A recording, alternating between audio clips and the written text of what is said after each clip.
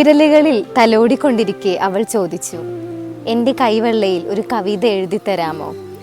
ഞാൻ അവളുടെ കൈവെള്ളയിൽ മെല്ലെ മെല്ലെ വിരലുകൾ കൊണ്ട് ചിത്രം വരയ്ക്കുകയും ഇങ്ങനെ എഴുതുകയും ചെയ്തു.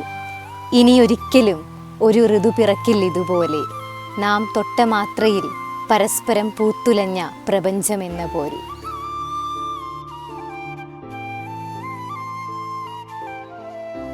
പ്രണയത്തിൻ്റെ ഭാഷയെ, പ്രണയികളുടെ ഭാഷയെ ഇളവയിൽ പോലെ കോറിയിടുന്ന ഒരു പുസ്തകം.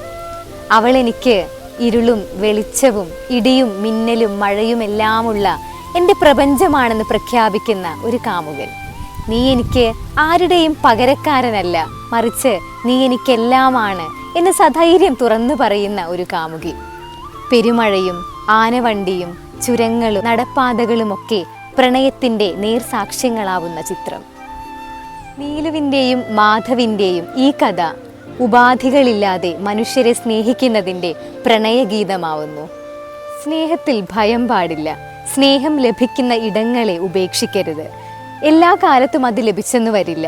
ലഭിക്കുന്ന കാലത്തോളം ഇരു കൈയും നീട്ടി അതിനെ സ്വീകരിക്കുക എന്ന് അടിവരയിട്ട് എഴുതി വയ്ക്കുന്നുണ്ട് ഈ പ്രണയത്തിൻ്റെ ഭാഷ. രണ്ട് വെളിച്ചങ്ങൾ ചേർന്ന് ഒറ്റത്തീയായി മാറുന്ന പോലെ, ബ്രഹ്മത്തിൽ ചരിക്കുന്നവൻ ബ്രഹ്മമായി മാറുന്ന പോലെ, ഒരാൾ മറ്റൊരാളിൽ പൂർണ്ണമായി ചേർന്ന് പ്രണയത്തിൽ ചരിക്കുന്ന രണ്ടുപേർ പ്രണയമായി തീരുന്ന അനിർവചനീയത. ഒരാൾ വരില്ല എന്നറിഞ്ഞിട്ടും ആ ആൾക്കു വേണ്ടിയുള്ള കാത്തിരിപ്പിനേക്കാൾ സുഖമുള്ള വേദനയില്ല ഈ ഭൂമിയിൽ എന്നെഴുതുന്നിടത്തു നിന്നും എത്ര മറഞ്ഞു പോയാലും നീ എന്നിൽ തുടരും.